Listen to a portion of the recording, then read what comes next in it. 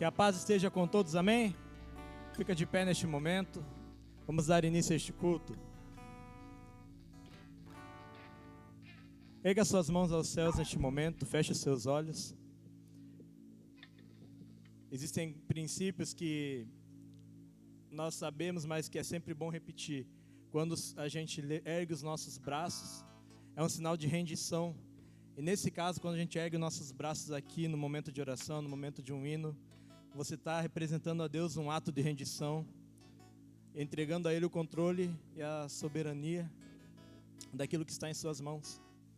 Então, neste momento, com as suas mãos erguidas, vamos entregar a Ele a direção deste culto, vamos entregar a Ele nossa atenção, todo o nosso louvor, toda a glória e toda a honra, amém? Senhor, nós nos colocamos em Sua presença como Seus filhos neste momento. Querendo antes de qualquer coisa agradecer a Ti, Pai, por tudo que o Senhor tem feito por nós, Pai. Porque o Senhor tem sido bom para conosco. Independente das circunstâncias, independente das coisas que estão ao nosso redor, o Senhor tem nos guardado, tem nos protegido. O Senhor que sabe o que é melhor para nós, tem feito com que a Sua boa vontade esteja sobre nós todos os dias. Muito obrigado, Pai, porque a Sua graça tem se renovado sobre as nossas vidas, porque as Suas misericórdias têm se renovado sobre as nossas vidas. E porque não importa o que aconteça, Pai, o Senhor continua nos amando.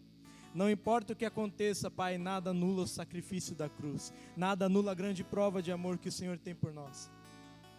Então nós te agradecemos, Senhor Deus, por tudo que o Senhor é para nós e também por tudo que o Senhor é em nós, Pai. Nós amamos a Sua presença. Nós amamos, Senhor, o Seu falar.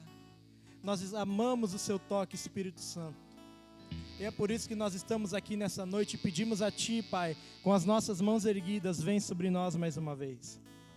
Receba este culto, receba a adoração, receba os louvores, as palavras ditas, receba todo o nosso coração, toda a nossa gratidão. Que nós estejamos com as nossas mentes fixas em Ti. Que nós estejamos com os nossos corações centrados em Ti, Pai. E que nenhum fator externo possa perfurar isso. Que nenhum fator externo possa ocupar o lugar que é Seu por direito, Senhor. Nós entregamos tudo a Ti nessa noite. Seja o centro, Pai. Fala conosco. Fala conosco nessa noite. Traz transformação. Traz renovação, Pai. Traz motivação, traz ânimo.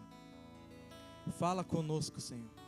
Porque é por Ti que caminhamos, é por Ti que avançamos, é pela força do Espírito que vencemos todas as guerras. Nós precisamos de Ti, Pai, e nós queremos o Senhor. Amém? Quantos aqui querem o Senhor? Então erga suas mãos um pouco mais alto agora e declare bem alto a Ele: Senhor, nós Te queremos. Senhor, eu Te quero mais do que a mim mesmo. Se essas palavras são verdadeiras para você, aplauda Ele bem forte neste momento.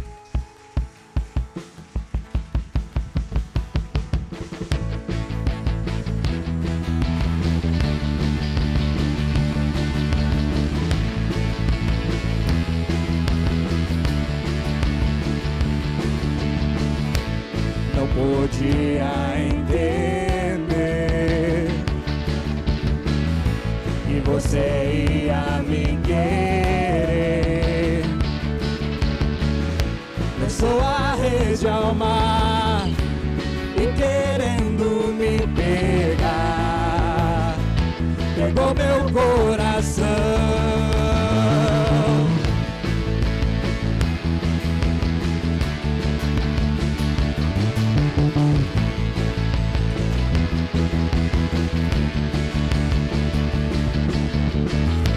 E hoje eu estou aqui,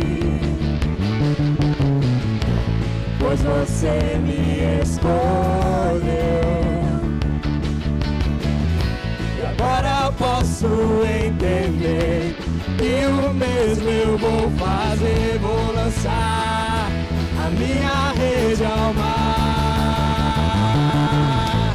Vou lançar a minha rede ao mar. Muitas almas também vou ganhar.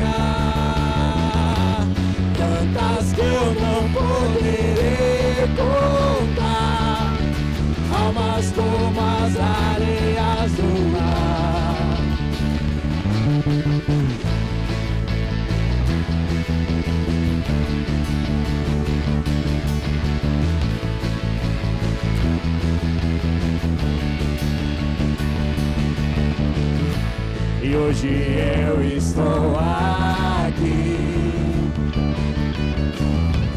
pois você me escolheu. E agora posso entender que o mesmo eu vou fazer, vou lançar a minha rede ao mar. Vou lançar a minha rede ao mar. Muitas almas também vou ganhar, tantas que eu não poderei contar. Almas como as areias, vou lançar a minha rede ao mar. Muitas almas também vou ganhar, tantas que eu não poderei contar.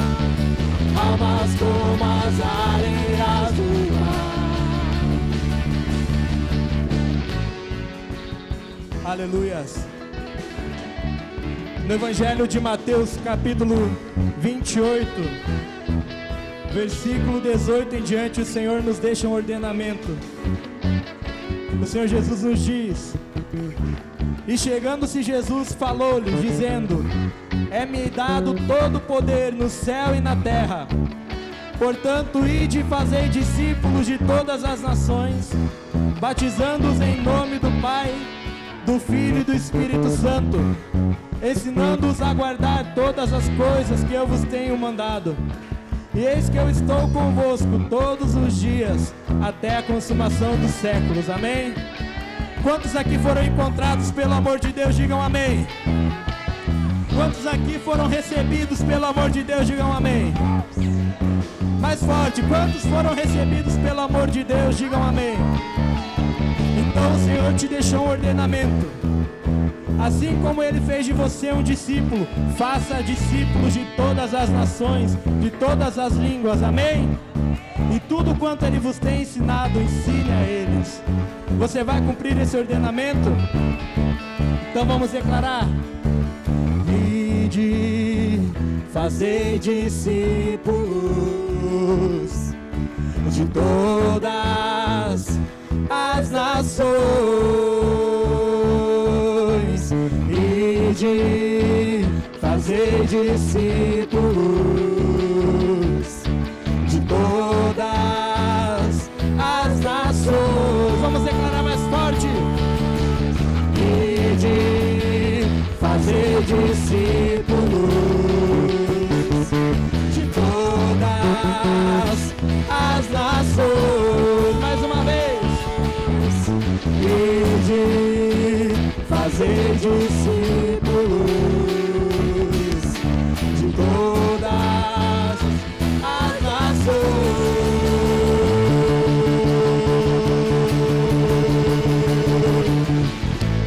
Vou lançar a minha rede ao mar. Muitas almas também vou ganhar, tantas que eu não poderei contar. Almas como as areias do mar. Mais uma vez declare: vou lançar a minha rede ao mar. Muitas almas também vou ganhar, tantas que eu não poderei contar. Almas como as areias, almas como as areias do mar. Almas como as areias do mar. Aleluia.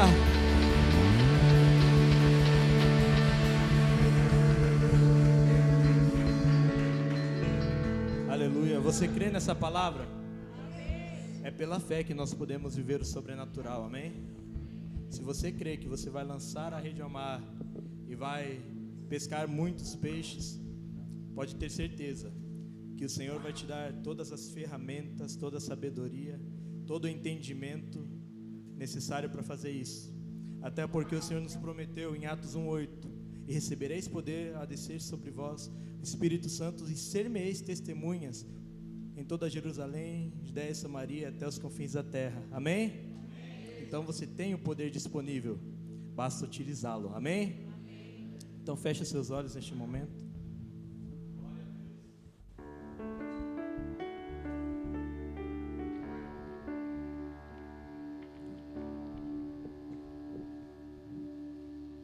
Senhor,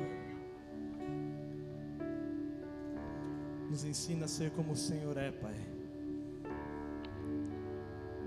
Arranca de nós, Senhor, o coração de pedra e dá-nos um coração de carne, Pai.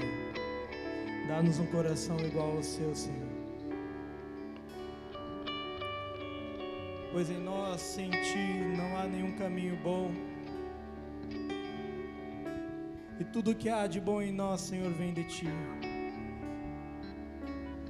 Nos transforma, Pai.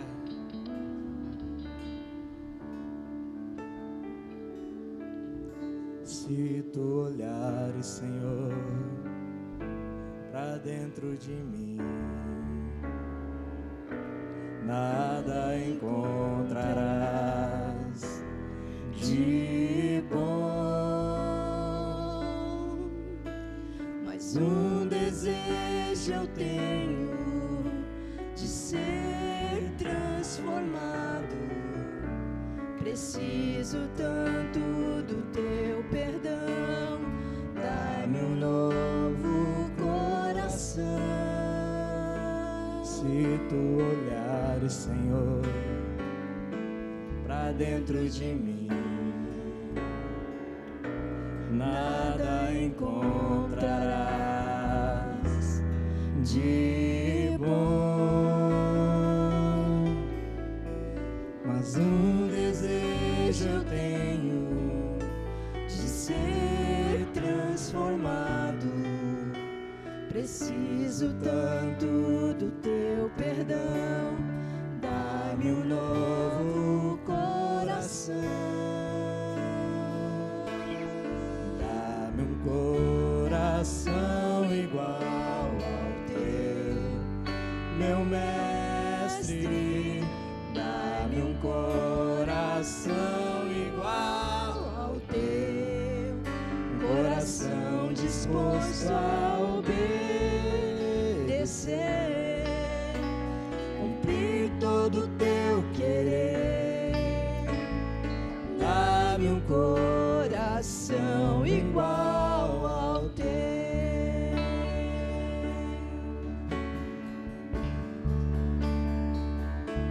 Se Tu olhares, Senhor, pra dentro de mim, nada encontrarás de bom. Mas um desejo nós temos. Mas um desejo eu tenho de ser transformado. Preciso tanto do Teu perdão.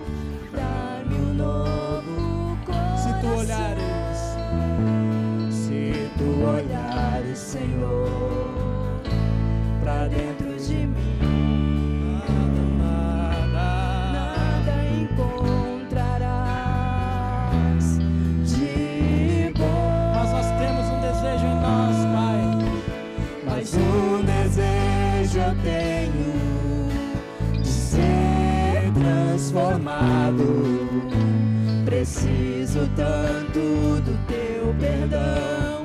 Dá-me um novo coração. Dá-me um coração igual ao Teu, meu Mestre. Dá-me um coração igual ao Teu, coração disposto a obedecer, cumprir todo o Teu querer. Dá-me um coração igual ao Teu. Dá-me um coração. Dá-me um coração igual ao Teu, meu Mestre.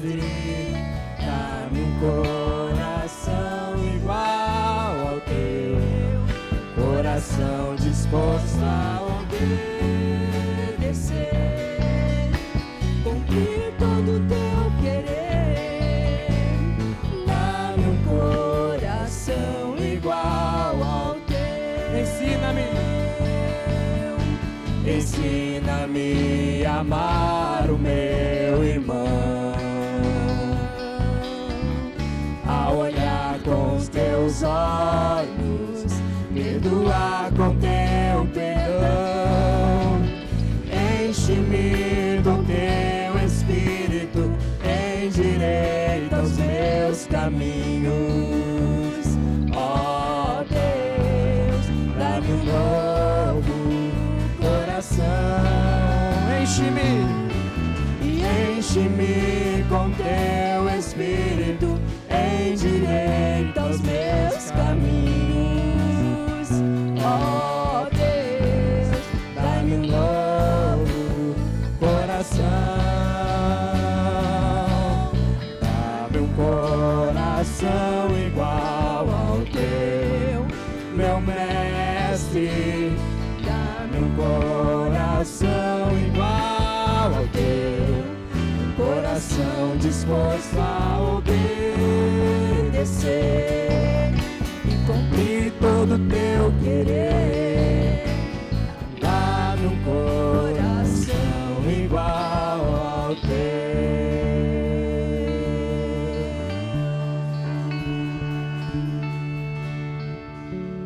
Sonda-me, Senhor, e me conheces. Quebranta o meu coração, transforma-me conforme a tua palavra e enche-me até que em mim se ache só a ti. E então usa-me, Senhor.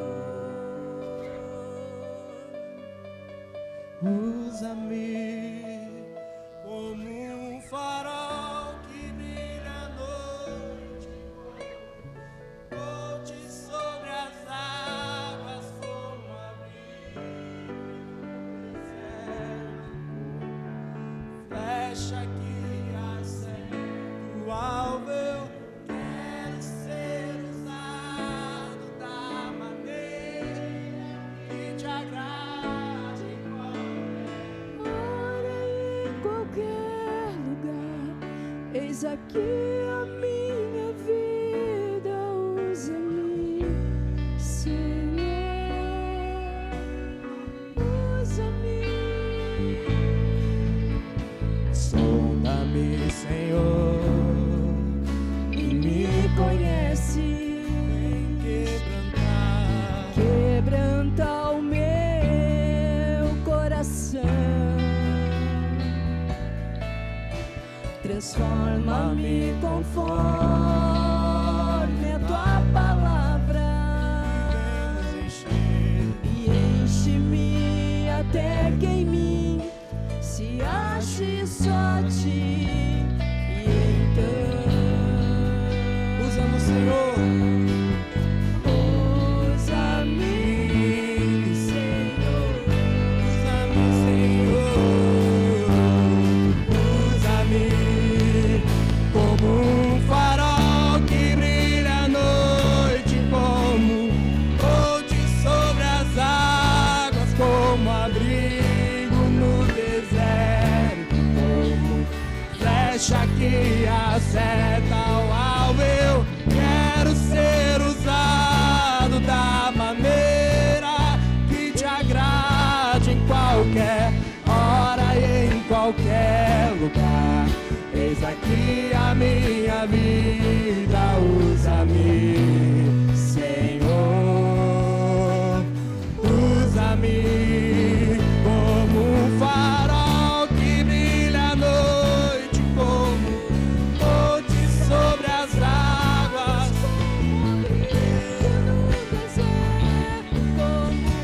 Flecha que acerta o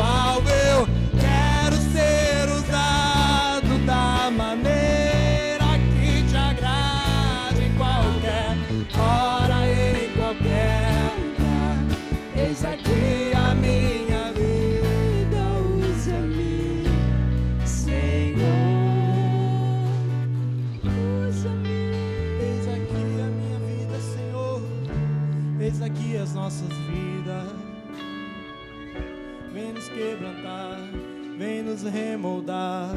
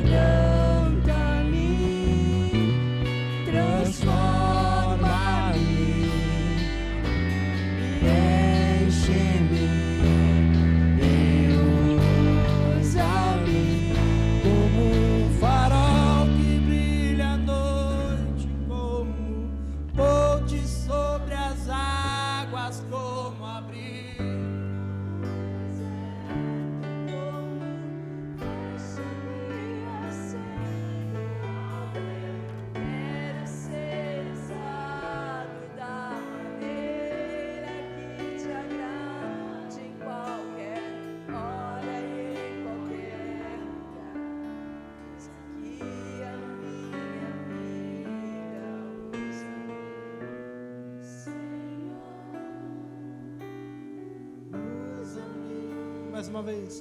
Como um farol que brilha à noite, como ponte sobre as águas, como abrigo no deserto, como flecha que acerta o alvo. Eu quero ser usado da maneira que te agrade, em qualquer hora e em qualquer lugar. Eis aqui a minha vida, usa-me, Senhor, usa-me.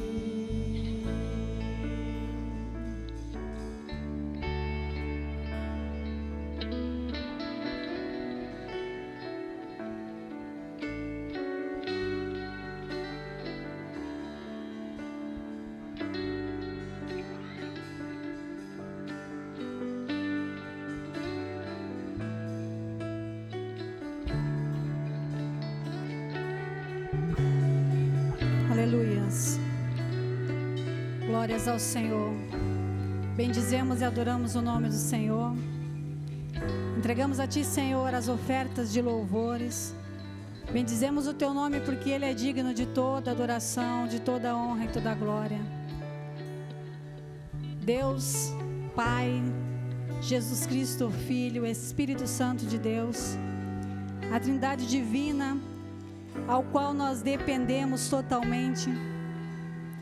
Declaramos nessa noite que tudo que temos, tudo que somos, vem de Ti e deve voltar para Ti, Pai. O Senhor nos deu e é digno que receba de volta, Senhor. Em nome de Jesus, Senhor, nós nos colocamos como igreja nessa noite, para estarmos em comunhão um com os outros, mas principalmente, Senhor, como foco central te adorar, entregar o culto a Ti, Senhor, entregar aquilo que é digno de ser entregue a Ti, Pai, a adoração, o louvor, a honra, a glória. Esse culto é para Ti, Deus. Esse culto é para Ti, Jesus Cristo. Esse culto é para Ti, Espírito de Deus. Recebe nesse momento a adoração em forma de palmas da Tua igreja, que Te aplaude e Te adora, em nome de Jesus.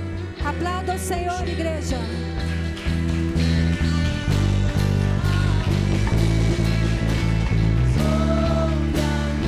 Glórias ao Senhor. Aleluia.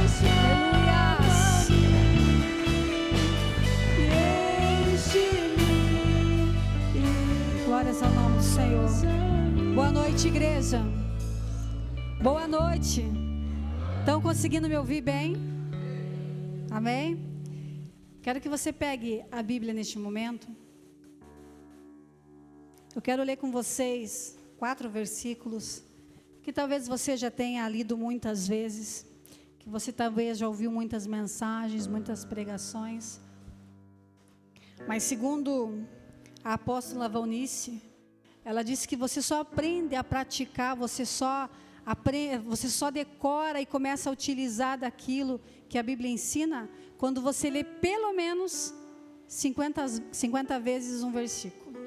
Então, não sei se você já leu 50 vezes, se você já viu, alguma mensagem 50 vezes. Então, para nós contribuirmos, vamos ler novamente esse texto bem conhecido, que é o famoso texto da viuvinha, Quando se fala da viuvinha, já se lembra desse texto aqui, aonde Jesus observava a oferta.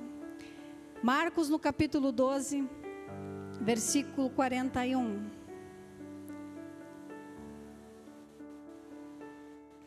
Marcos, capítulo 12, versículo 41. As coisas, pelo seu muito uso, às vezes acabam perdendo o valor. E a gente cria o costume da oferta, do dízimo, da primícia. E às vezes acabamos por costume levar à casa do Senhor. Mas é muito mais amplo que isso, é muito maior que isso. A cada dia que você traz no altar do Senhor um dízimo, uma oferta e uma primícia, você está tocando o coração de Deus. Atrai a atenção do Senhor para você, especialmente neste momento.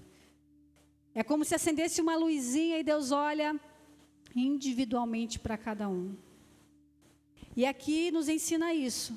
41 diz assim: estando Jesus assentado defronte da arca do tesouro, observava a maneira como a multidão lançava o dinheiro na arca do tesouro. E muitos ricos depositavam muito. Vindo, porém, uma pobre viúva depositou 2 pequenas moedas, que valiam 5 réis. E chamando seus discípulos, disse-lhes: em verdade vos digo, que esta pobre viúva depositou mais do que todos os que depositaram na arca do tesouro. Porque todos ali depositaram do que lhes sobejava, mas esta, da sua pobreza, depositou tudo o que tinha, todo o seu sustento. Uma oferta, amados, não atrai o olhar do Senhor pelo seu valor. Uma oferta não atrai o Senhor pela maneira, de costume. Não, eu sempre estou levando uma oferta. Ele diz assim que eles sempre traziam, os ricos sempre traziam uma oferta. Quem sabe foi a única oportunidade daquela viúva depositar uma oferta no altar do Senhor. Mas a maneira como ela colocou atraiu o olhar de Jesus para ela. E Jesus a utilizou como exemplo de como ofertar na casa do Senhor. Quando você trouxer aqui na frente do altar, entregar o teu dízimo ali na mão das irmãs, colocar dentro da salva a tua oferta, entregar a tua primícia, seja ali na mão das irmãs ou diretamente ao sacerdote, lembre-se que é muito mais do que um ato de contribuir. É uma oferta, e a tua oferta pode atrair o olhar de Deus para a tua vida. Pegue na tua mão a tua oferta, pegue o dízimo, pegue a primícia. Você que está em casa, vai aparecer aí na tela para você o Pix, você pode fazer uma oferta, pode entregar o dízimo, pode entregar a primícia. E com seus olhos fechados nesse momento, deseje tocar o coração de Deus. Deseje atrair o olhar de Jesus para a tua vida. Senhor Deus e Pai, nós nos colocamos como igreja para entregar, Senhor, diante do Senhor, as ofertas, os dízimos e a primícia. Aqui, Senhor, nós cumprimos os princípios que o Senhor nos ensinou há muito tempo atrás. E que não deixaram de existir, porque princípios são irrevogáveis. Eles continuam valendo. E nós queremos, Senhor, nessa noite, atrair o teu olhar, Senhor, de amor para as nossas vidas, através do ato da obediência, do ato da fidelidade, do ato de amor pela tua obra, trazendo dízimos, ofertas e primícias. Não temos dúvidas que se essa oferta tocar o teu coração, o Senhor nos recompensará. Em nome de Jesus. Amém. Pode trazer a tua oferta aqui à frente. Cordeiro Santo, Cordeiro de Deus, amado da minha alma. Cordeiro Santo, Cordeiro de Deus, amado Salvador.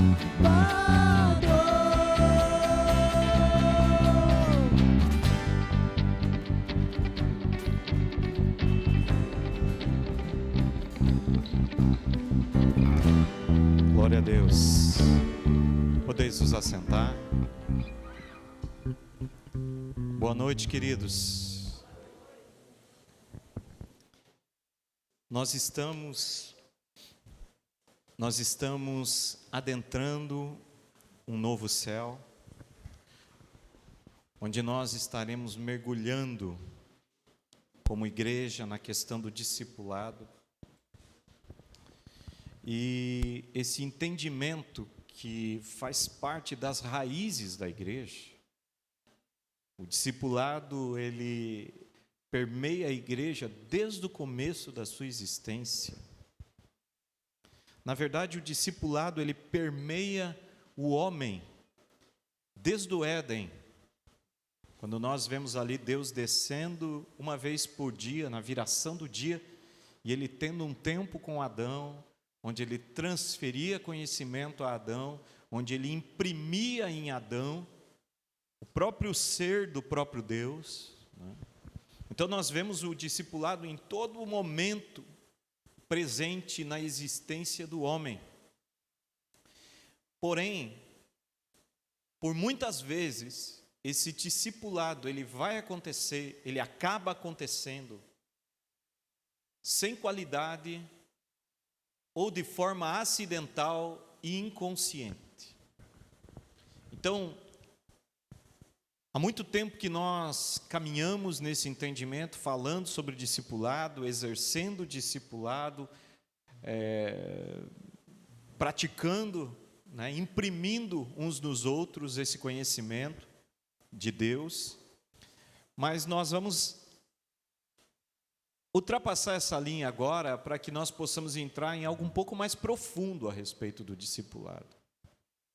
E eu gostaria que você abrisse em Atos dos Apóstolos, no capítulo 13. A base central desse rema do mês é capítulo 13, versículo 2, parte B. Mas eu quero ler com vocês desde o versículo 1 até o versículo 3, que na verdade, esses 3 versículos, eles são extraordinários. Irmãos, é como se você conseguisse encontrar em um pequeno pedacinho de terra. Na verdade, nós não temos essa consciência, mas às vezes em um pequeno pedacinho de terra, em uma pequena porção de terra, há tanta vida ali que você nem imagina. Esses tempos atrás, vocês sabem, nós temos aqui na igreja 2 vasos com 2 plantas, né? E elas ficavam aqui ao altar. São plantas que ficam em vasos interiores, né? E elas estavam com as folhinhas delas meio amarelas, e as irmãs resolveram colocá-las do lado de fora, e elas ficaram ali do lado de fora, pegando sol, pegando chuva, pegando vento. E irmãos, é um vaso com uma pequena quantidade de terra. É só um vaso com uma pequena quantidade de terra. E há alguns dias atrás, a gente ficou impressionado porque aquela plantinha naquela pequena quantidade de terra, agora está com mais 2 plantinhas. Ela teve filhos. Ela teve filhos. Eu quero até pedir para o... Cadê os meninos? Peça para o Caio e para o Rian trazer esse vaso aqui para mim, que eu quero deixar ele aqui, para a gente ministrar essa palavra olhando para isso. Uma pequena quantidade de terra, irmãos, capaz de gerar vida. E não apenas uma vida, mas 3 vidas, né? O presbítero vai pegar ali para a gente? Isso. Coloca aqui, presbítero, faz favor. Isso, pode deixar aqui bem à vista aí de todo mundo. Olha que bonitinha você hoje, vai ser protagonista. E a gente vai apresentar teus filhotinhos aí para todo mundo ver.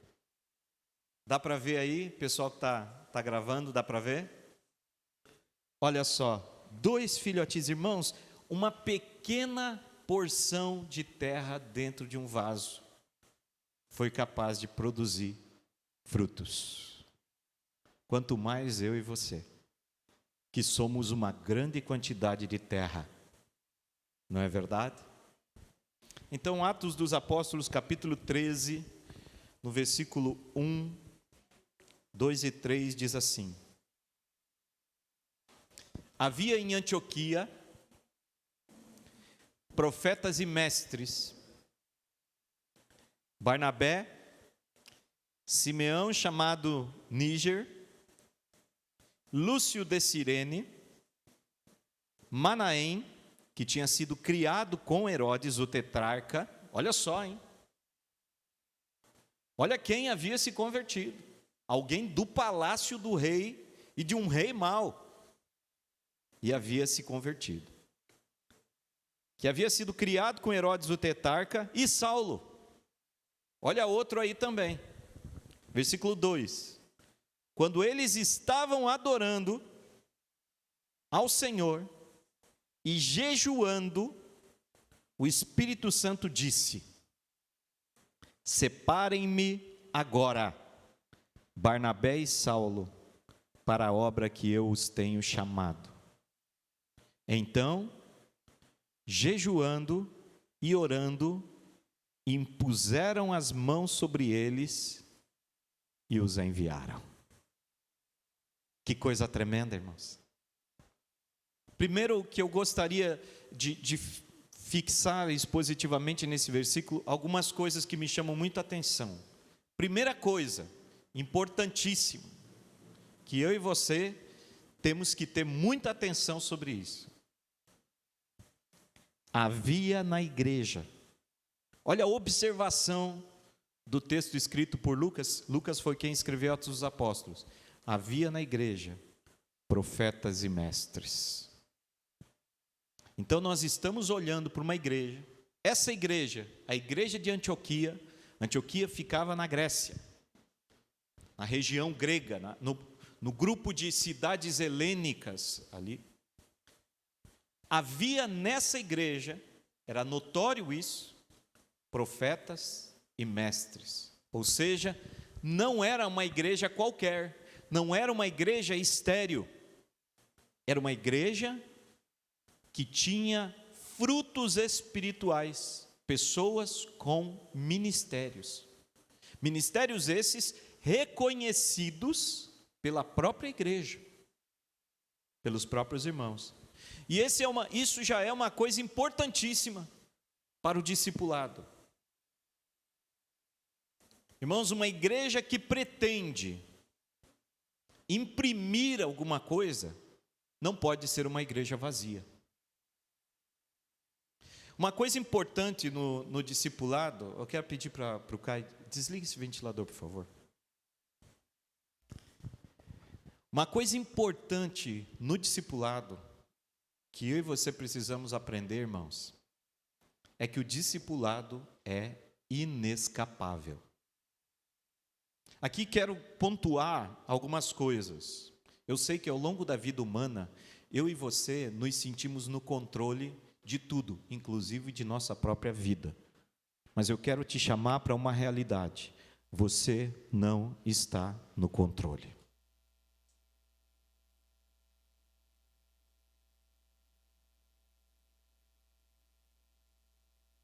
Você sai de casa e não sabe se vai voltar.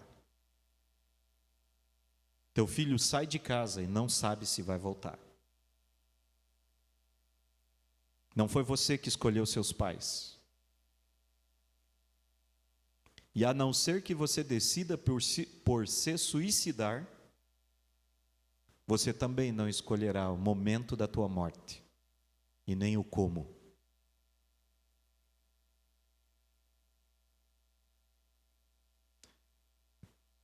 Então eu e você precisamos entrar dentro de uma realidade entendendo o seguinte: nós somos apenas uma peça no quebra-cabeça dos planos de Deus. E nós não estamos no controle. Por isso é importante eu entender esse nível de dependência que eu tenho que ter de Deus, para que eu faça corretamente aquilo que Ele quer que eu faça.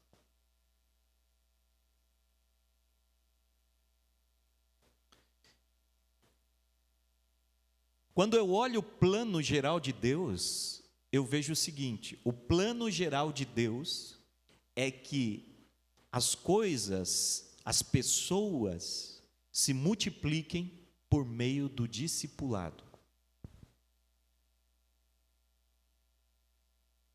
Quando Deus constrói Adão no jardim do Éden, Deus tira de dentro dele mesmo e coloca em Adão.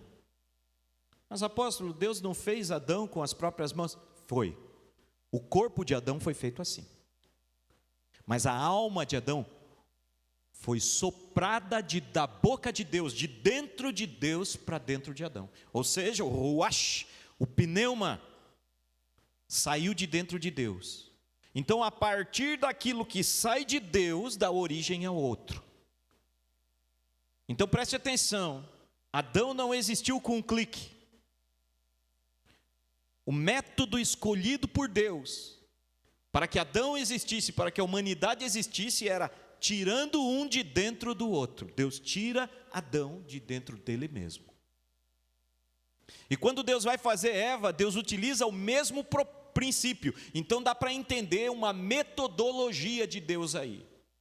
Deus utiliza o mesmo princípio. Deus deita Adão, e Deus arranca alguma coisa de dentro de Adão, e a partir dessa coisa que ele arranca de dentro de Adão, é que ele faz Eva.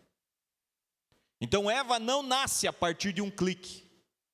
Eva nasce a partir de um pedaço tirado de dentro de Adão, que é a costela. E a partir desses dois, todas as pessoas que nasceram até hoje na humanidade, nasceram a partir do outro. Essas duas plantas que nasceram aqui, não nasceram do nada. Elas são descendentes, elas nasceram a partir desta outra planta.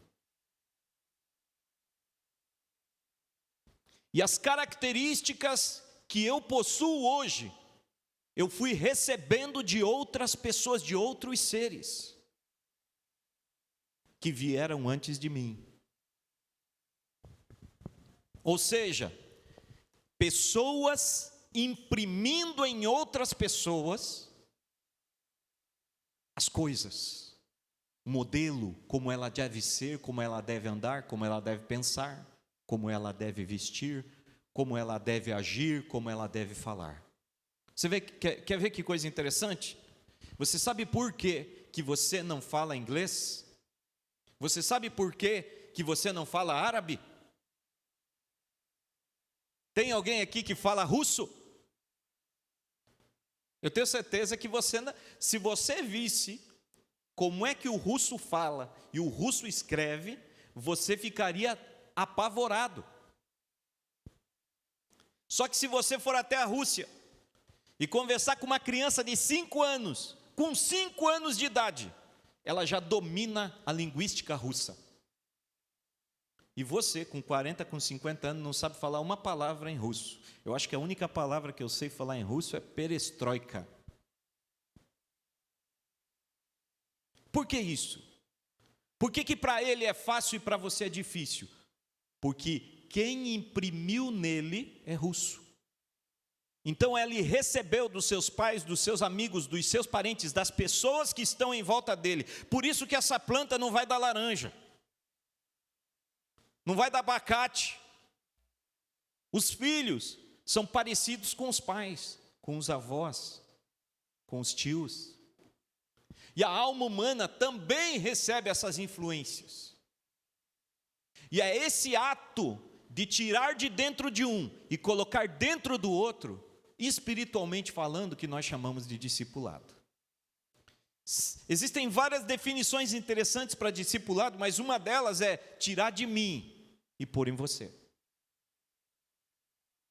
E quando eu penso que discipulado é o carimbaço de Deus, é quando alguém carimba no outro e passa as informações que estão nele para outra pessoa. Quando eu começo a pensar assim, eu começo a entender que o discipulado não é uma coisa apenas da igreja, mas é uma coisa que acontece dentro de casa. Na verdade, o discipulado é anterior à igreja. Ele já acontecia no Jardim do Éden. Ou seja, o discipulado ele só é aperfeiçoado na igreja, é uma ferramenta que Deus fez. Foi a maneira que Deus escolheu de fazer com que uma pessoa transfira para outra pessoa aquilo que sabe. E o discipulado, ele pode acontecer de várias maneiras. Tem muita gente fazendo discípulos. Ele é uma ferramenta, irmãos, uma mesma faca. Pode servir para te ajudar na cozinha, ou pode servir para alguém assassinar outra pessoa. O discipulado é uma ferramenta. Quando nós vamos olhar para a grande guerra que houve no céu, entre Deus e Lúcifer, quando Lúcifer faz o arrebanhamento de 1/3 dos anjos do céu, isso leva tempo. E por que levou tempo? Por que demorou? Se você ler lá o texto de Ezequiel 28, você vai ver que o profeta deixa bem claro, ele diz, na multidão do teu comércio. Ou seja, houve muito tempo de negociação, houve muito tempo em que o Lúcifer, ele ficou ali conversando, tentando convencer os discípulos dele, que eram 1/3 dos anjos do céu, e Lúcifer estava ali imprimindo sua forma de pensar, sua forma de agir. E Lúcifer fez 1/3 dos anjos dos céus, seus discípulos. E é muito interessante que os discípulos reagem ao mundo espiritual do mesmo jeito que os seus discipuladores. Lúcifer transferiu para os seus discípulos todas as suas fraquezas. Quando você encontra um demônio hoje, todos os demônios, eles saem, obedecem a mesma ordem. Você nem precisa ficar inventando. Tem gente que inventa, né? Quando encontra um demônio, ele conversa com o demônio. Vem cá e tal. Não precisa inventar. Todos os demônios, eles vêm do mesmo lugar, têm a mesma origem, têm o mesmo discipulador. Se você repreende o discipulador e esse discipulador obedece, todos os discípulos desse discipulador reagirão da mesma maneira no mundo espiritual. E é muito legal quando eu vejo Jesus nas 3 tentações olhando para o diabo e dizer, vai ter, porque está escrito. Então, através da palavra de Deus, eu posso repreender o diabo. E se eu repreendo o discipulador, todos os discípulozinhos dele respondem e reagem do mesmo jeito. Então não há anticorpos espirituais que protejam um discípulo diferente do seu discipulador. Do mesmo jeito que eu e você herdamos dos nossos discipuladores espirituais até Jesus Cristo, as coisas boas do céu. O apóstolo Paulo vai dizer que eu sou co-herdeiro em Cristo da salvação, dos benefícios da cruz. Então, é importantíssimo eu entender tudo isso, porque o que é tudo isso? Resumindo, conteúdo espiritual.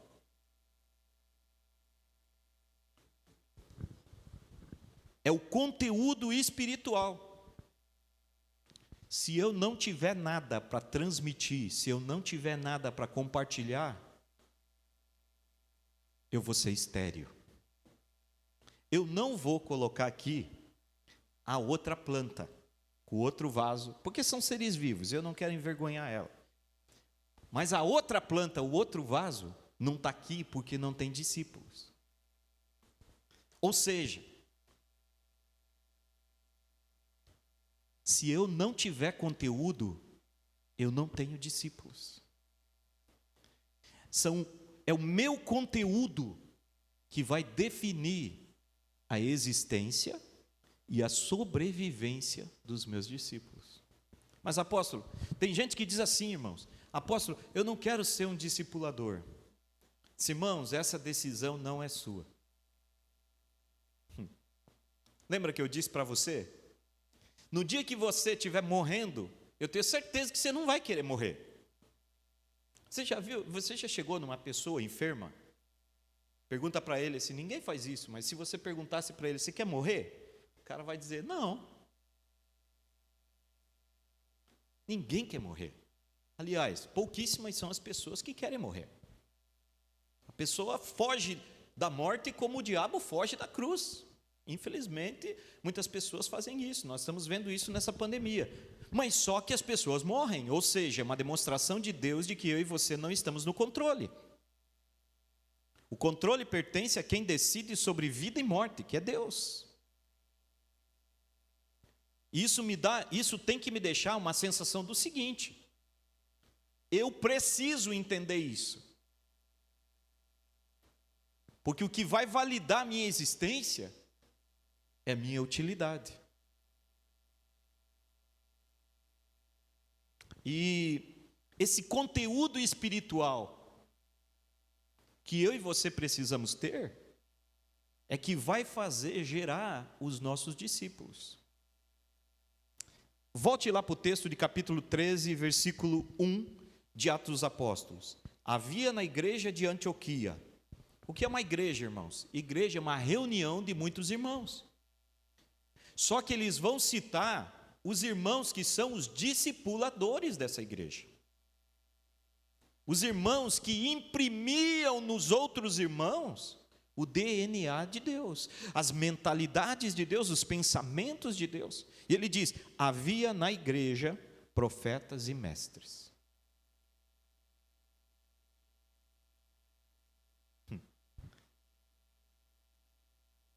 Havia naquela igreja profetas e mestres.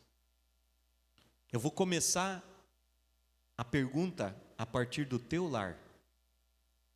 O que há dentro da tua casa? Na igreja de Antioquia, eu sei que havia na igreja de Antioquia profetas e mestres. Agora, quando eu olho para a minha casa, para a igreja que está em minha casa, o que eu posso dizer? Há na casa um sobrenome famoso. Há na casa dos Orleans de Bragança e Amaral, o quê? Quando você olha para a tua casa, há o quê? A quem? Qual é o conteúdo? Você está me entendendo? Então nós temos que fazer esse olhar crítico para nós.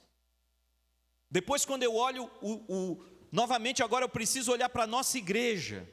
Quando eu olho para a nossa igreja, quando eu olho para a palavra da fé, há na palavra da fé profetas, mestres, apóstolos, pastores, evangelistas? Há?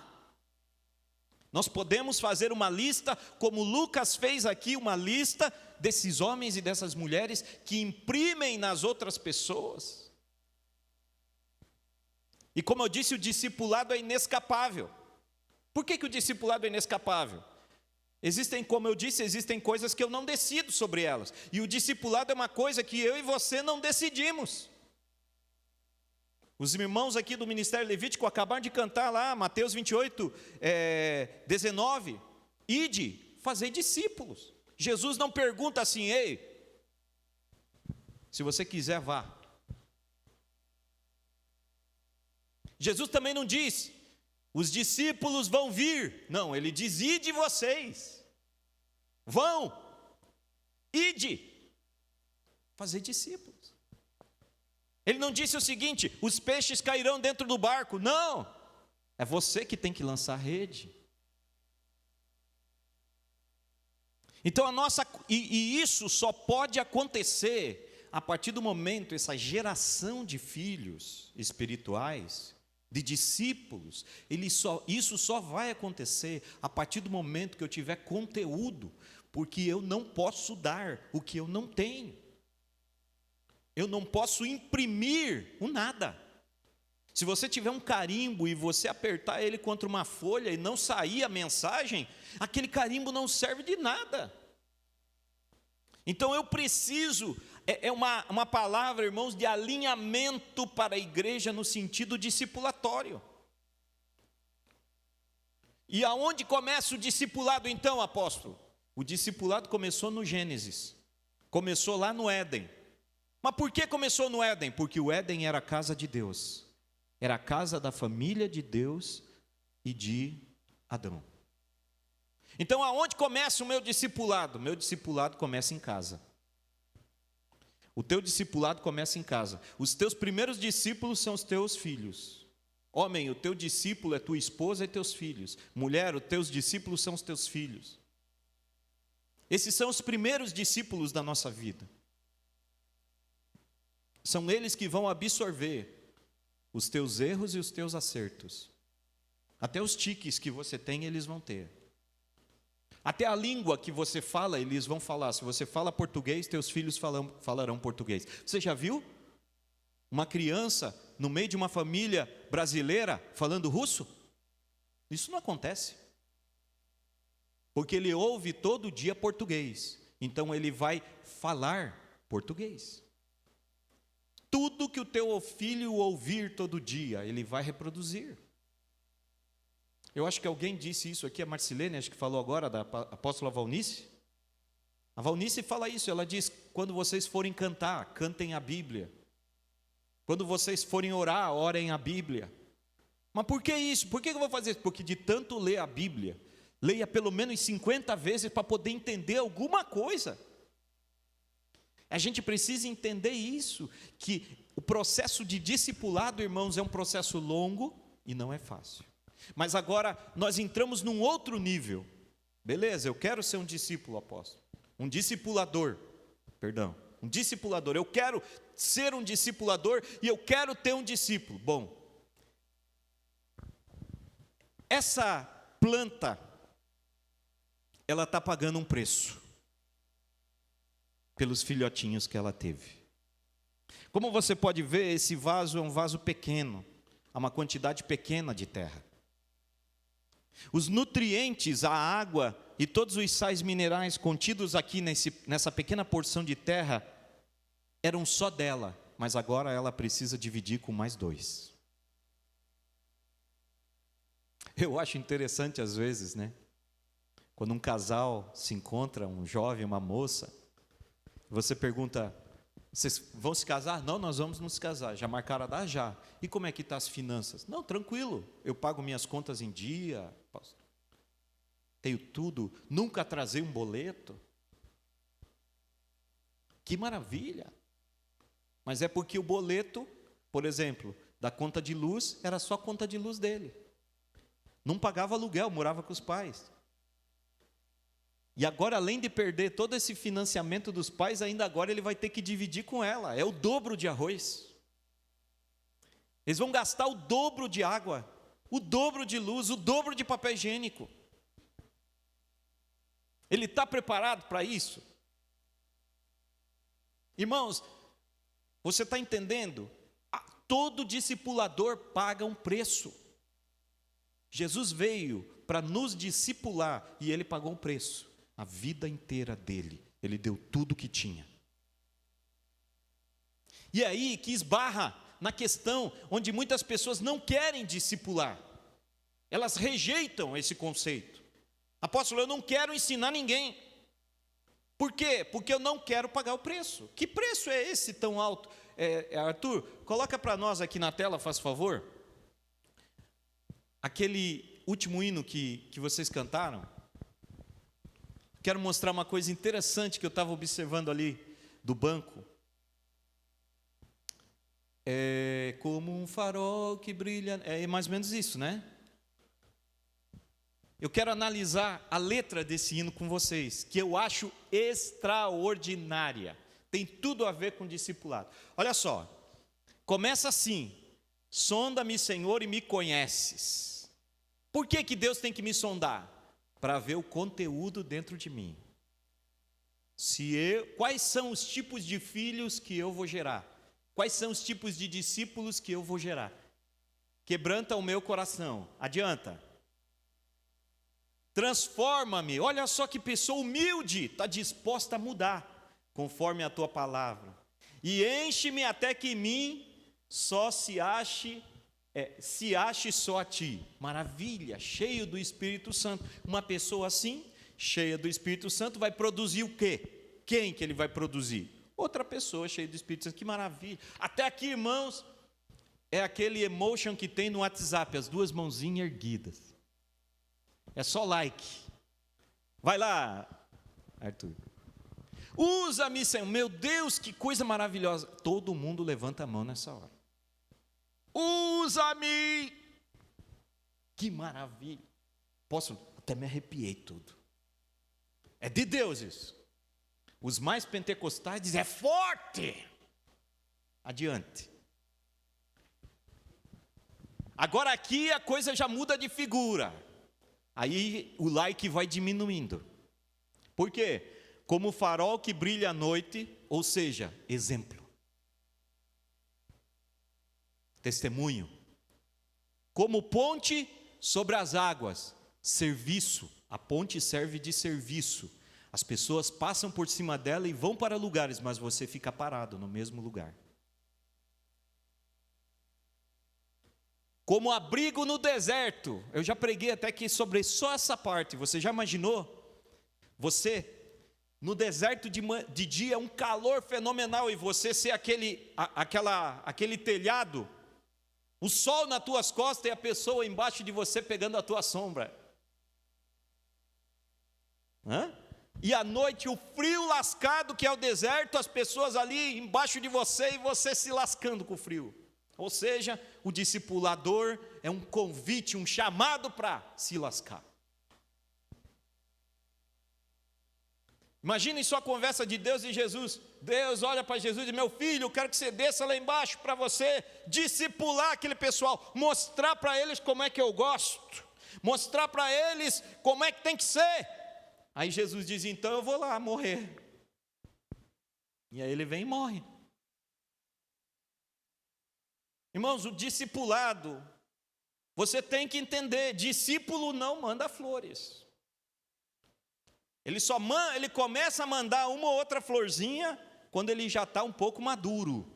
Mas principalmente no começo, o discípulo manda espinho, pepino, problema. É igual criança, irmãos, pequeno, chora toda hora, manda o WhatsApp no meio da madrugada, liga para você no dia de feriado, vem aqui em casa rápido que eu estou acabando. Você tem que ir. Manda um catatá, um livro no WhatsApp para você responder, porque ele está cheio de dúvidas. Discípulo é assim no começo, mas à medida que ele vai tendo maturidade, aí você vai se alegrando. Olha, ele está evoluindo, vai se chegando ao altar. De repente irmãos, uma coisa tremenda aqui na nossa igreja, eu me lembro, eu sempre mando mensagens, frases, mensagens abençoando as famílias da igreja e tal.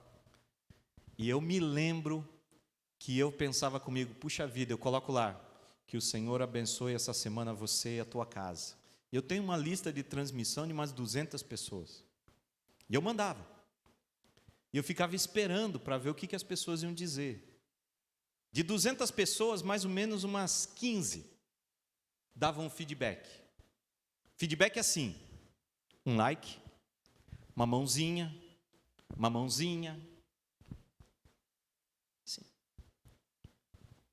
À medida que as coisas foram mudando e a igreja foi crescendo e aprendendo, e os irmãos foram aprendendo, desses 15, pelo menos uns 7 mandam assim: que o Senhor abençoe a tua família também, apóstolo. Ou seja, eles nem se davam conta que eles estavam recebendo uma bênção, mas não retribuíam isso. Uma simples mensagem. Eu me lembro até hoje a primeira vez que um irmão me deu um feedback dizendo: apóstolo, a tua família também. Irmãos, aquilo ali foi... Falei, meu Deus, vale a pena, vou continuar mandando para eles até ver o que está dando certo.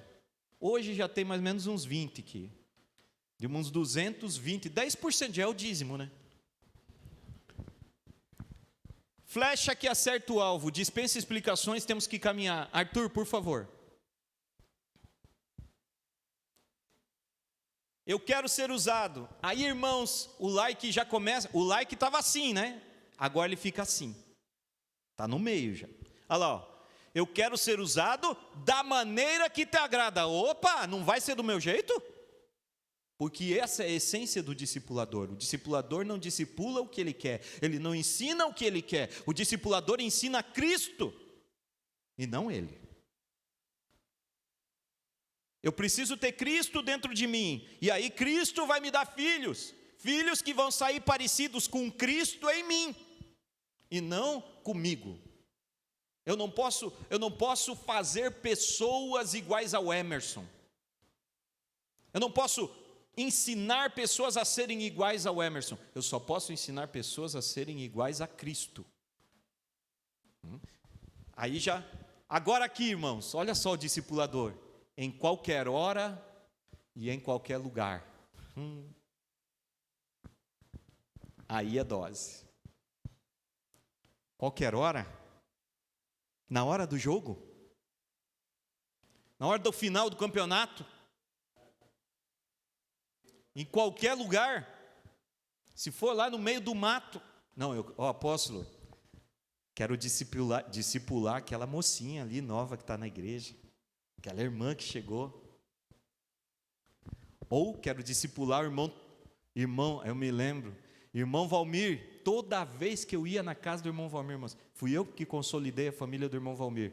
Toda vez que eu ia lá, era um banquete. Foi até, acho que por causa dele, que eu fui incentivado à cirurgia bariátrica. Mas era um banquete. Carne à vontade. Querido demais. Toda vez que a gente ia lá, tinha alguma coisa para a gente comer. Aí é bom discipular. Aí é bom. Aí é gostoso. Mas o problema é, de repente, você está discipulando. Outras vezes eu já fui à casa de pessoas onde eu tinha que levar. Porque não tinha nada lá. A qualquer hora e em qualquer lugar. Você está disposto? Lição número 1 na consolidação. Olha, eu sempre deixo claro para as pessoas quando eu vou consolidá-las.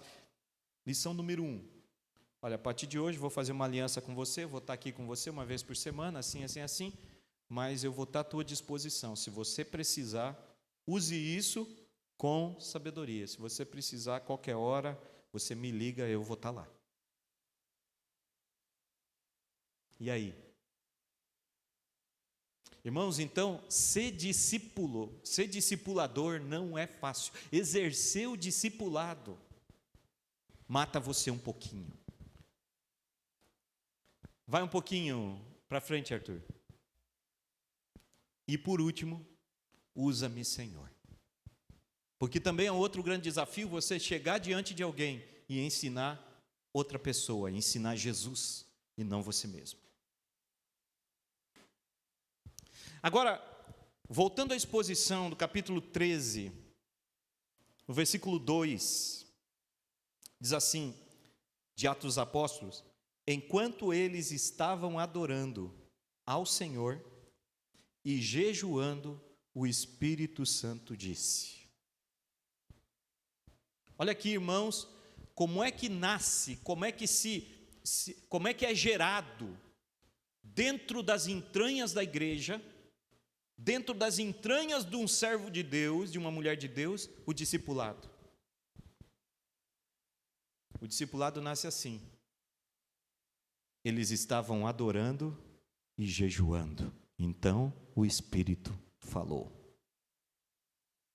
Irmãos, tem gente que não entende esse tipo de coisa. E aqui eu quero colocar alguns detalhes muito importantes. Tem gente que diz assim: apóstolo,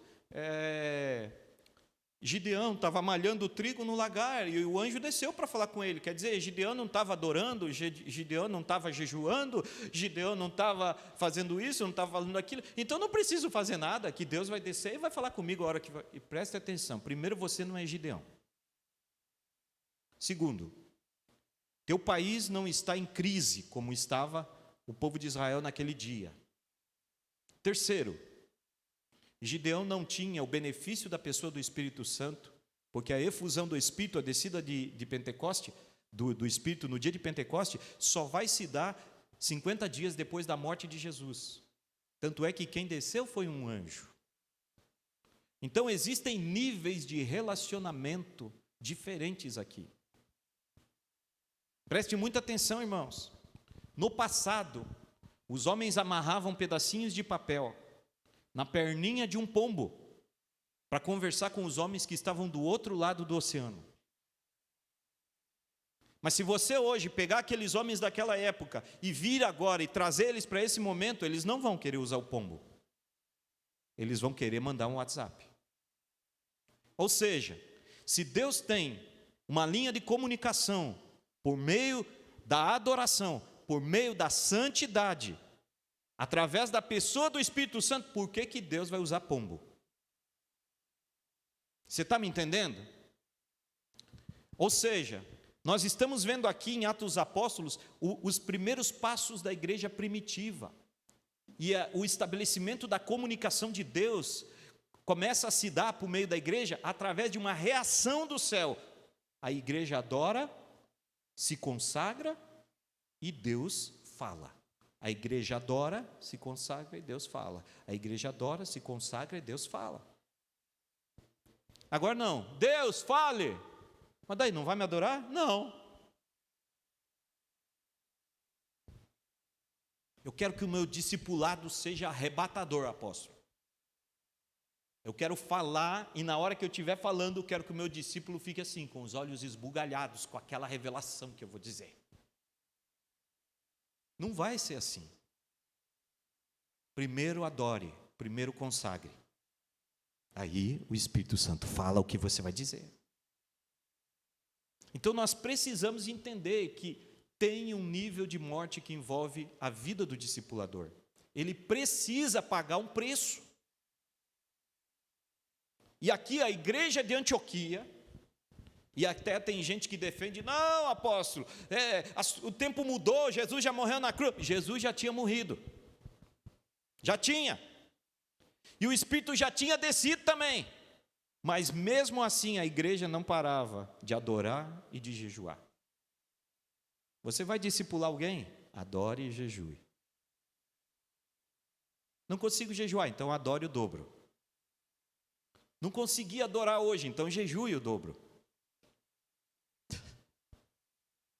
Mas você tem que pagar um preço, tem que sair de dentro de você, irmãos. O princípio é sair de um para ir para o outro. Tem que sair de dentro de você. Adão teve que conviver com uma costela a menos.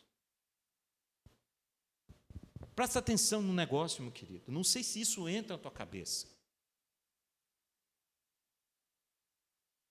Adão era perfeito, mas faltava um pedaço nele. Você já entendeu isso? Quando Eva nasceu, Adão assumiu o risco de viver a eternidade inteira sem ser um homem completo. Imagine que nós podemos imaginar que tenha havido uma conversa entre Deus e Adão. Adão, não é bom que você esteja só. Eu vou fazer uma adjuntora, uma mulher para você. Você quer? Pô, demorou. Perfeito ainda. Só que tem um preço. A tua discípula vai ter um preço. Qual que é o preço? Você vai ter que aprender a viver o resto da vida sem um pedaço de você. Você vai ter que se adaptar a isso. E você é eterno, vai ser a eternidade sem um pedaço. Mas eu quero, porque vai valer a pena. Então, irmãos, nenhum discipulado acontece sem que haja um nível de sacrifício. Mas vai valer a pena. Vai valer a pena investir no teu filho. Vai valer a pena investir no novo convertido. Vai valer a pena. Amém? Repita comigo, em nome de Jesus. Eu vou. Glória a Deus. Olha o que está escrito ali. Aí olha o que o Espírito Santo disse. A parte B do capítulo 13, versículo 2. Separem-me agora Barnabé e Saulo para a obra que os tenho chamado. Agora volte no versículo 1. Deixa o teu dedo aí em cima do versículo 1 e olhe para mim aqui. Quando eu perguntei para vocês se vocês identificavam na nossa igreja, na palavra da fé, apóstolos, pastores, profetas, evangelistas, mestres, com certeza algum nome veio na cabeça de vocês. E o primeiro nome que veio na cabeça de vocês, aquele que veio imediatamente, se eu perguntar aqui, amados, vocês têm apóstolo na palavra da fé? O primeiro nome já veio. Por quê? Tem profeta? O primeiro nome também já veio. Mas por que veio tão rápido esse primeiro nome? Porque geralmente é aquele que está mais evidente. É aquele que tem um nível de maior importância. Quando você imediatamente coloca aquele por primeiro, é porque no teu conceito, aquele é o mais importante da igreja. É o que mais influencia, o que mais imprime, né? Antioquia coloca o primeiro, Barnabé. É interessante isso aqui, irmãos, Barnabé. E na hora de enviar, ela envia Barnabé. Ou seja, Antioquia, a igreja de Antioquia, enviou o melhor que ela tinha. E o segundo, o cara que foi ajudar Barnabé era Paulo. Na época, Saulo ainda estava sendo moldado. Os pedacinhos de Saulo estavam saindo para dar origem ao Paulo que a gente conhece.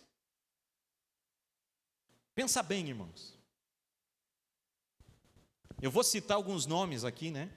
Imaginemos, nós conhecemos muito bem o apóstolo René. Ele tem uma igreja gigante, muitos discípulos. E daí a igreja decide, recebe uma ordem de Deus. Nós precisamos enviar alguém para discipular os índios na Caatinga. Uma ilha que tem aqui em Paranaguá. E os índios ali na Caatinga precisam ser evangelizados.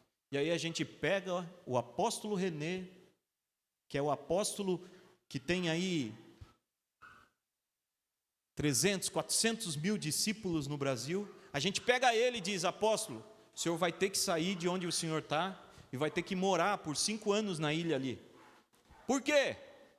Porque o senhor é o melhor que nós temos, então nós vamos enviar o melhor. A igreja de Antioquia enviou o melhor que ela tinha. Ela não enviou os amadores, ela não enviou os seminaristas, ela não enviou os novos convertidos. Ela enviou o melhor. E por quê? Para que fosse impresso nos novos gregos convertidos de forma profunda. O discipulado, irmãos, ele tem que ser colocado dentro de nós de forma profunda. A costela que Eva recebeu de Adão ficou com ela até o dia da sua morte. Foi colocada de forma profunda, não dava para tirar. Não dava. E o discipulado eficaz que funciona é assim. Nós temos que aprender, meus irmãos, a imprimir de forma tão profunda que o diabo não consiga apagar o que a gente escrever no coração das pessoas. Nós temos que ensinar de tal forma que eles nunca mais se esqueçam, mesmo que eles estejam no pecado, mesmo que eles estejam indo para o lado errado, lá onde eles estiverem, eles se lembrarão daquilo que nós ensinamos. Esse é o discipulado eficaz. A pessoa pode até decidir fazer o errado, o contrário, mas ela nunca esquecerá o que é certo. Nós precisamos imprimir, desenhar, escrever, pintar de forma profunda. Por volta do ano 1000, e agora aqui eu não vou errar, como um ministro aí do STF anda errando, as datas históricas relacionadas à igreja. Por volta do ano 1054, ocorreu aquilo que a gente chama na igreja de o grande cisma do Oriente. A igreja se dividiu entre os romanos e os ortodoxos. Aquilo que hoje nós conhecemos como as igrejas do Oriente, que são as igrejas ortodoxas, e o catolicismo romano, que é o mais conhecido aqui no Brasil. No ano 1054, isso aconteceu. A igreja fica então, a Igreja Católica Romana, ou Igreja Latina, fica com sede na cidade de Roma, mais precisamente naquilo que hoje nós chamamos de Vaticano, na Basílica de São Pedro. E as igrejas ortodoxas dão origem àquilo que nós chamamos de, pela história, de Império Bizantino, com sede na cidade da então Constantinopla, hoje Istambul, na Turquia. Numa basílica chamada Basílica de Santa Sofia. Ali era a sede do Império Bizantino e a sede das igrejas ortodoxas do Império Bizantino. Estou contando essa história aqui para vocês entenderem um pouco. Ali estava a sede dessas igrejas, dos 5 patriarcados. Ela estava ali, mas essa igreja estava na cidade de Constantinopla. Essa igreja ela foi invadida, essa cidade foi invadida. Na famosa queda de Constantinopla, ela foi invadida pelos turcos otomanos. Eu tenho uma foto da igreja. Arthur, põe para nós aí a imagem, para os irmãos verem. A Basílica de Santa Sofia, um exemplo de engenharia e arquitetura. Vocês podem observar as cúpulas. Essas cúpulas redondas, todas elas foram construídas por engenheiros cristãos. Essas quatro colunas ali que você está vendo, pontiagudas, na verdade elas são acréscimos que os turcos colocaram. Eles acharam a basílica tão bonita, tão linda, que eles não quiseram destruí-la quando eles invadiram.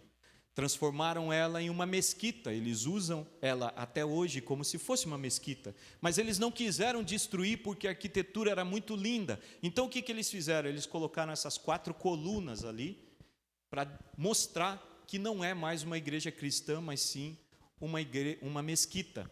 Mas é muito interessante porque a arquitetura ela é totalmente cristã, essas abóbodas, e é linda essa igreja, extraordinária.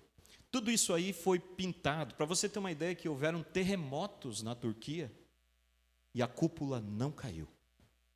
E essa era a maior cúpula da Europa na época. Muito bem, adiante um pouquinho, Arthur. Essa é, digamos assim, o lugar mais importante da basílica, era o centro.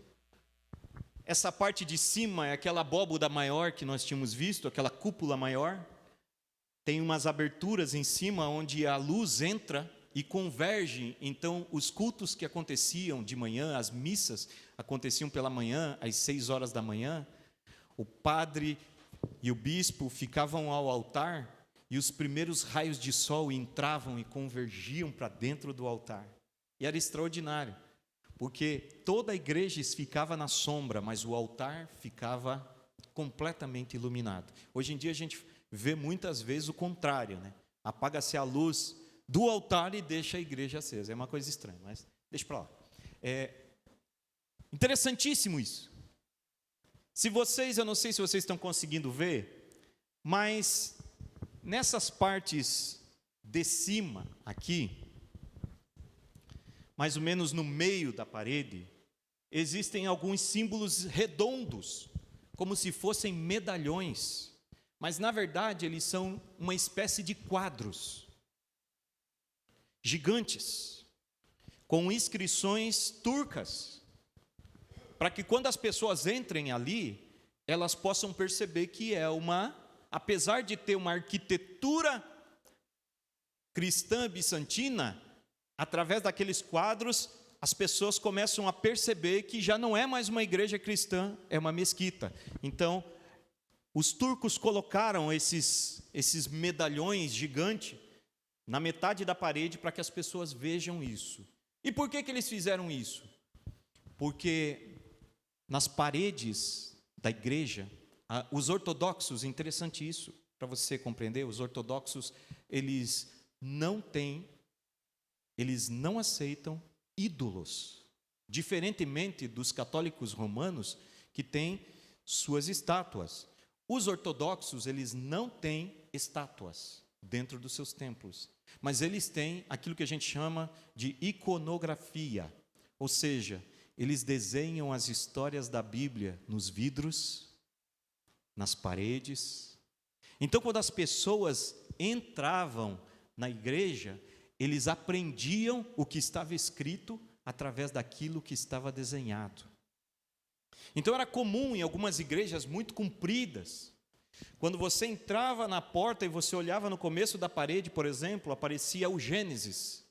E à medida que você andava, você via Moisés, depois via a história dos profetas, até Jesus morto em uma cruz, que geralmente ficava no final da igreja, que era o altar. Então a pessoa passava por quase toda a história bíblica, para que essa iconografia, por isso a palavra ícone vem daí, que é aqueles que você usa no mouse para clicar, né, no teu computador, no desktop, para clicar, aqueles ícones, vem da palavra iconografia, quer dizer, são pequenas histórias contadas em quadros. E os ortodoxos reservam isso até o dia de hoje. E os turcos tiveram uma grande problemática, porque a igreja estava totalmente pintada, e mesmo que eles colocassem todos esses quadros, não era o suficiente. Então, os turcos chamaram seus pintores e disseram: vamos pintar outras histórias por cima dessa.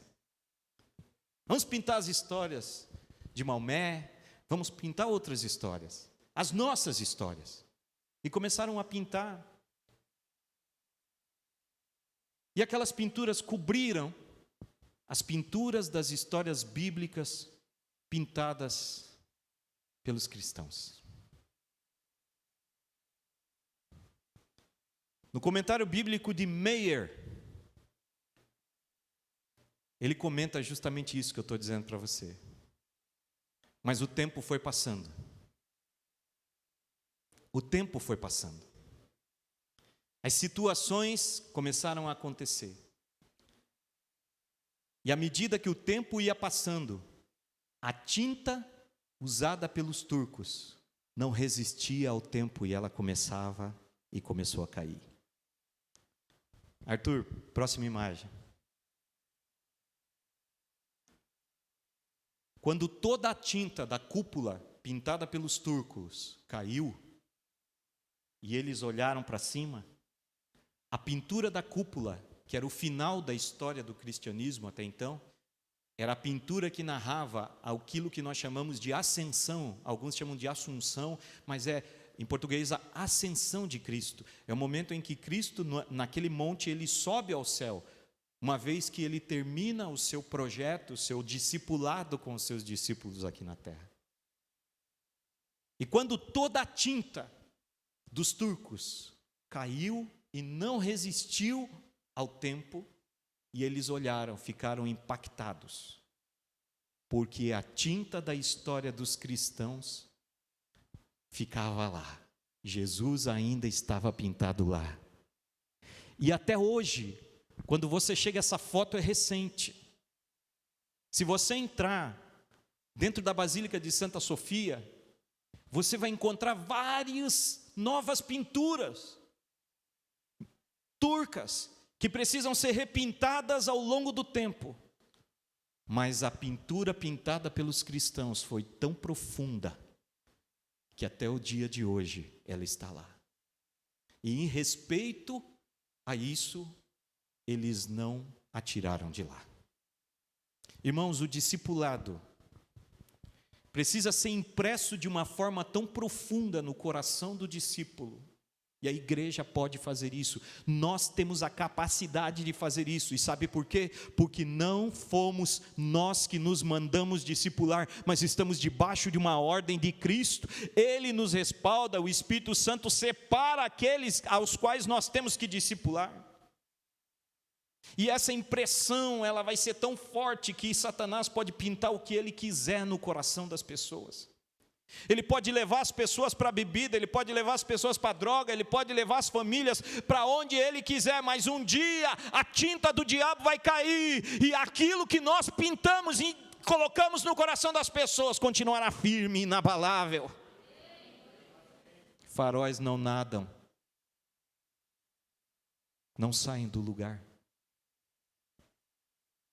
A cruz ainda está no mesmo lugar. A tinta vale tanto hoje.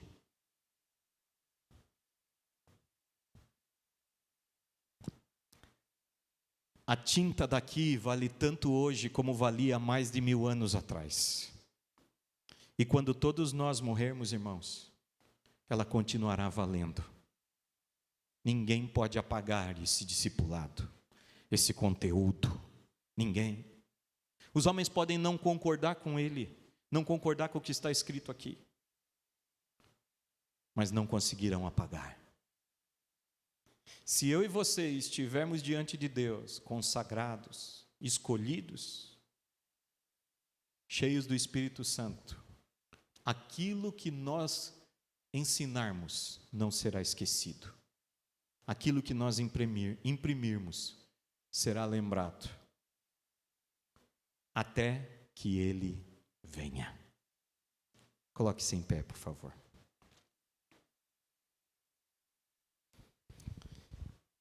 Eu gostaria que você fechasse os teus olhos, e eu quero falar com 2 tipos de pessoa. Feche os teus olhos. Você que quer se colocar à disposição de Deus e do Espírito Santo para se tornar um discipulador, feche os teus olhos e diga aí na tua mente, no teu coração: Senhor, usa-me, usa-me, usa-me. E você que quer se tornar um discípulo, quer aprender como é que faz, quer saber mais sobre isso, quer se encher do Espírito Santo, quer ter conteúdo, diga aí para o Espírito Santo aí no teu coração: eis-me aqui, eis-me aqui, eis-me aqui, eis-me aqui. Converse com Ele aí, enquanto nós adoramos ao Senhor. Sonda-me, Senhor, me conheces, Me conheces, quebranta o meu coração, transforma-me conforme a tua palavra, e enche-me até que em mim se ache só a ti. Então usa-me, Senhor, usa-me como um farol que brilha à noite, como ponte sobre as águas, como abrigo no deserto, como flecha que acerta o alvo. Eu quero ser usado na maneira que te agrada, em qualquer hora e em qualquer lugar. Eis aqui a minha vida, usa-me, Senhor, usa-me. Senhor, eu quero colocar diante de Ti agora esses homens e essas mulheres que, em conversa contigo, no particular, estão decidindo se tornar discipuladores, estar à Tua disposição para cuidar de gente, cuidar de pessoas, ensinar o Teu reino, e principalmente começando pelos de própria casa. Senhor, eu também coloco diante de Ti, como ministro do Evangelho, tocando o Teu altar, aqueles que querem ser discípulos, que precisam ainda aprender os rudimentos da fé, o caminhar do passo do rebanho, que ainda tem muitas dúvidas a respeito do crer e que precisam de ajuda. Senhor, em nome de Jesus, eu oro também por esses, Senhor, para que eles tenham o acesso que precisam e que pelo poder do nome de Jesus, a Tua igreja possa suprir essa necessidade. Senhor, nós queremos declarar nessa noite, estamos prontos. Usa-nos nessas duas vertentes de forma sobrenatural e muda, Senhor, a nossa atmosfera em nome de Jesus. Em nome de Jesus. Flecha que acerta o alvo, eu quero ser usado da maneira que Te agrade, em qualquer hora e em qualquer lugar. Eis aqui a minha vida, usa-me, Senhor, usa-me. Glória a Deus. Você pode aplaudir o Senhor. Aleluia. Glória a Deus. Graças a Deus. Queridos, nós, essa semana que passou, a pastora Viviane, pastora na segunda igreja, esposa do pastor Vladimir, precisou viajar às pressas para a cidade natal dos seus pais, ali no Tocantins, por conta da saúde do seu pai. E nós recebemos uma mensagem dela pedindo oração, porque o estado de saúde do pai dela se agravou. E nós precisamos entrar nesse território agora. Amém? Então eu gostaria que você inclinasse mais uma vez a tua cabeça. Você que conhece a pastora Viviane, você que ama a pastora Viviane, pense agora sobre ela, reúna toda a fé que você tem, reúna todo o amor que você tem por ela agora e interceda no mundo espiritual. Lute agora por ela. Senhor, nós intercedemos agora, entramos no mundo do espírito pela pastora Viviane. Senhor, ela deseja que o pai dela se recupere. Senhor, em nome de Jesus, nós cremos que daqui onde nós estamos, nós podemos interferir no mundo espiritual e este homem pode ter seu quadro clínico milagrosamente mudado, transformado agora. Portanto, como igreja, nós pedimos, Senhor, atende a nossa intercessão e tira esse homem dessa situação difícil agora. Em nome de Jesus, restaura o corpo, a mente, a saúde desse homem, e que a tua serva possa retornar com excelentes notícias. Senhor, nós intercedemos como igreja, juntos ao teu altar. O Senhor disse que nos ouviria. Ouça-nos, nós pedimos, por favor, salve este homem agora em nome de Jesus. Tira ele dessa situação, tenha misericórdia dele e dê a ele mais anos de vida, em nome de Jesus, amém e amém. Queridos, eu quero dizer a vocês, antes de encerrar, que eu estou muito feliz com o Senhor por poder estar aqui hoje, e que nós não estamos aqui no templo por acaso, mas isso é resultado de uma batalha profética de domingo passado. Quem é espiritual entende e sabe disso. Muitas cidades, muitos templos estão fechados, mas nós estamos na casa do nosso Deus. O Espírito se antecipou, moveu a igreja, e Deus fez a sua obra maravilhosa. Nós não podemos, eu não podia terminar esse culto sem lembrar a igreja disso, porque nós precisamos estar sensíveis ao que acontece no mundo espiritual. É por causa dele, a glória é dele, ele nos permitiu estar aqui nessa noite. Amém? Coloque sua mão assim na posição de receber. Pai, eu quero te agradecer por poder estar aqui hoje junto ao teu altar com os meus irmãos, poder, Senhor, falar da tua palavra, do teu método para o crescimento da tua obra. Senhor, muito obrigado, Deus, porque aquilo que o Senhor pintou em nós não se apagou. A pandemia não apagará, as dificuldades não apagarão.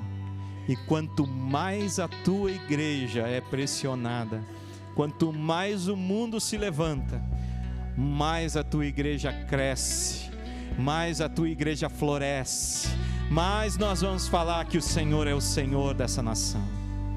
Muito obrigado, Senhor, por essa oportunidade, que elas se multipliquem por muitos anos, e que o amor de Deus Pai, a graça de Jesus Cristo e a mais doce comunhão e santa consolação do Espírito de Deus esteja com toda a igreja do Cristo eterno, aqui e onde ela estiver, agora e para todo sempre. Amém e amém. Vá em paz, que o Senhor te abençoe.